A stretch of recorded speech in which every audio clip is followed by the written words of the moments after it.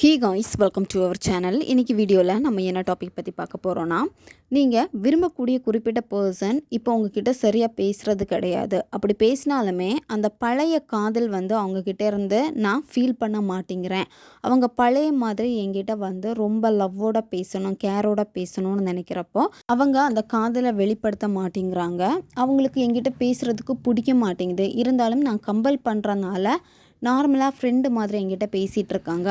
அது எனக்கு பிடிக்கல. அவங்க என்கிட்ட லவ் யூ சொல்லணும், எனக்கு மெசேஜ் பண்ணணும். ஃபஸ்ட்டெல்லாம் நிறைய லவ் யூ மெசேஜு காலில் சொல்லிக்கிட்டே இருப்பாங்க. ஆனால் இப்போ அந்த வார்த்தையை சொல்லவே மாட்டேங்கிறாங்க. நான் சொன்னால் கூட அதை பெருசாக கேர் எடுத்துக்க மாட்டேங்கிறாங்க. ஃபோனை உடனே வச்சுட்டு போகிறாங்க. இந்த மாதிரி இஷ்யூஸ் எல்லாமே உங்களுக்குள்ளாடி வந்துக்கிட்டே இருக்குது. அப்படின்னா இதை நீங்கள் செய்யுங்க. நைட்டு தூங்க போகிறதுக்கு முன்னாடி இதை நீங்கள் செய்யுங்க. நிச்சயமாக நீங்கள் எதை நினச்சி இதை செஞ்சீங்களோ அந்த நபருடைய வாயில் இருந்தே ஐ லவ் யூன்னு உங்களுக்கு மெசேஜ் வரும்.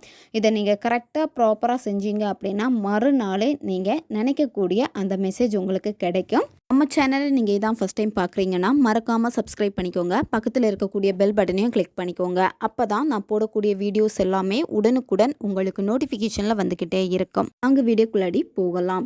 இந்த மெத்தடை யாரெல்லாம் பயன்படுத்தலாம்னா, நீங்கள் ரிலேஷன்ஷிப்பில் இருக்கீங்க, சரியான பேச்சுவார்த்தை இல்லாமல் இருக்குது, அவங்க எனக்கு அந்த லவ் யூ சொல்லணும், என்கிட்ட அன்பாக பேசணும், அவங்க கொஞ்சம் நேரம் பேசினாலே போதும்னு நினைக்கிறப்போ இதை நீங்கள் செய்யுங்க.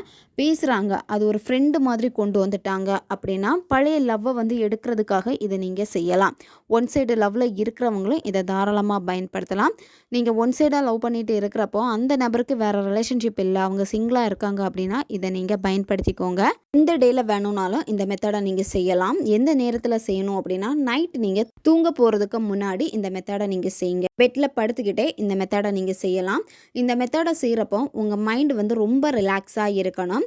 உங்கள் உடம்பை இறுக்கமாக பிடிச்சிக்க கூடாது. சரியா? நீங்கள் இப்போ பெட்டில் படுத்துட்டீங்க அப்படின்னா உங்களுடைய கை பார்த்திங்கன்னா உங்களுடைய உடம்புல டச் ஆகக்கூடாது. ஃப்ரீயாக நீங்கள் கையை வச்சுக்கோங்க.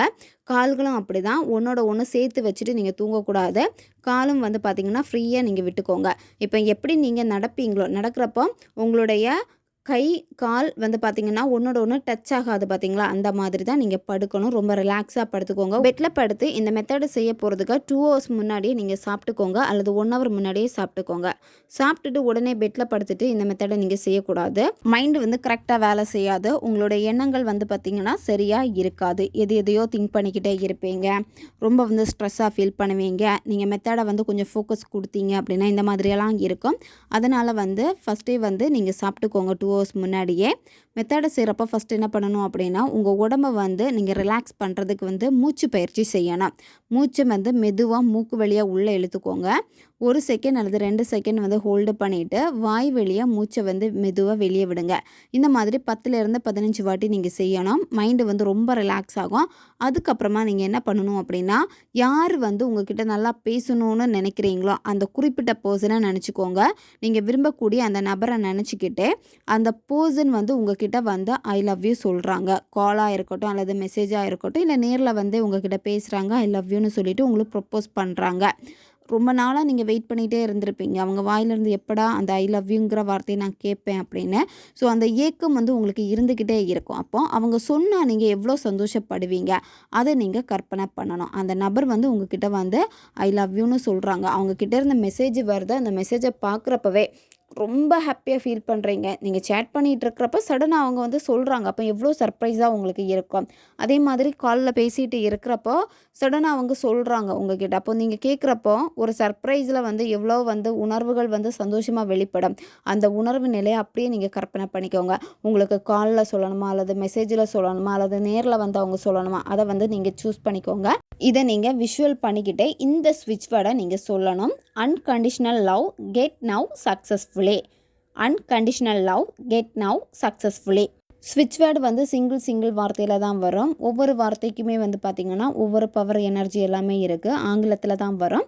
இந்த ஸ்விட்ச் வேர்டை நீங்கள் சொல்லணும். உங்கள் பர்சனை நினச்சிக்கிட்டு நீங்கள் சந்தோஷமாக அந்த உணர்வு நிலையோடு நீங்கள் சொல்லணும். இந்த ஸ்விட்ச் வேர்டுக்கு பார்த்திங்கன்னா கவுண்டிங் எதுவுமே கிடையாது. எவ்வளோ டைம் வேணும்னாலும் நீங்கள் சொல்லலாம். அப்படி சொல்லிகிட்டே கூட உங்களுக்கு தூக்கம் வருதுன்னா அப்படியே நீங்கள் தூங்கிடுங்க.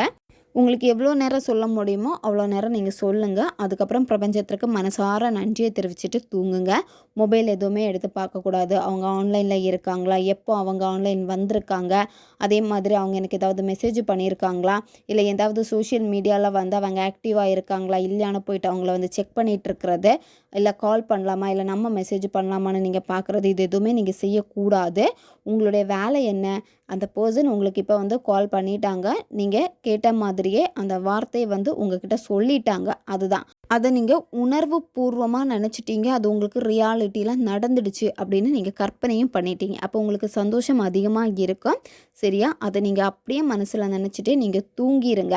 இப்போ அந்த ஐ லவ் யூங்கிற வார்த்தை வந்து பார்த்திங்கன்னா அவங்க வாயிலே சொல்கிறப்ப அவங்களுடைய குரல் உங்களுக்கு கேட்கணும். அவங்களுடைய குரல் வந்து எப்படி இருக்குன்னு உங்களுக்கு நல்லாவே தெரியும்.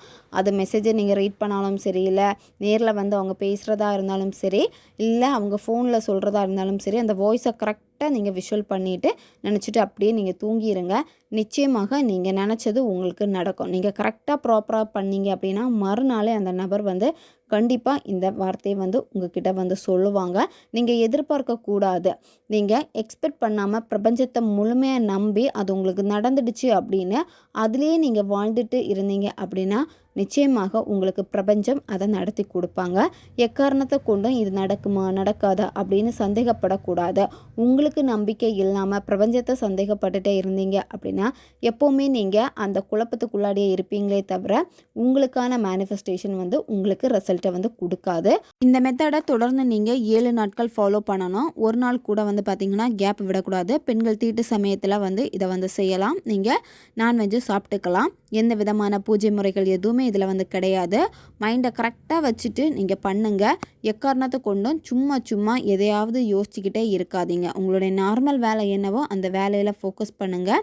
உங்களுக்கான அடுத்த ஸ்டெப்பை வந்து நீங்கள் எடுத்து வைங்க. நீங்கள் என்ன ஆசைப்பட்டீங்களோ அதை பிரபஞ்சம் நிச்சயமாக கொடுக்கும். பிரபஞ்சத்தை நீங்கள் கெட்டியாக பிடிச்சிக்கோங்க. உங்களால் எவ்வளோ நன்றிகள் உணர்வு நிலையோடு சொல்ல முடியுமோ அந்த உணர்வு நிலையோட நன்றி உணர்வுகளை வெளிப்படுத்துங்க. ஈஸியாக நீங்கள் நினச்சது உங்களுக்கு கிடைக்கும். இன்னொரு முக்கியமான விஷயம் என்ன அப்படின்னா, அந்த நபர் வந்து உங்ககிட்ட பேசிட்டாங்க, ஐ லவ் யூ சொல்லிட்டாங்க அப்படின்னா நீங்கள் உடனே உளறிடக்கூடாது. இந்த மாதிரி நான் ஒரு மேனிஃபெஸ்டேஷன் பண்ணேன், இதெல்லாம் நான் செஞ்சுருக்கேன், அதனால் நீ வந்து என்கிட்ட இந்த மாதிரி வந்து சொல்லிட்ட அப்படின்னு சொல்லிட்டு அவங்கக்கிட்ட நீங்கள் ஷேர் பண்ணீங்க அப்படின்னா திரும்பவும் சண்டை போட்டுருவாங்க.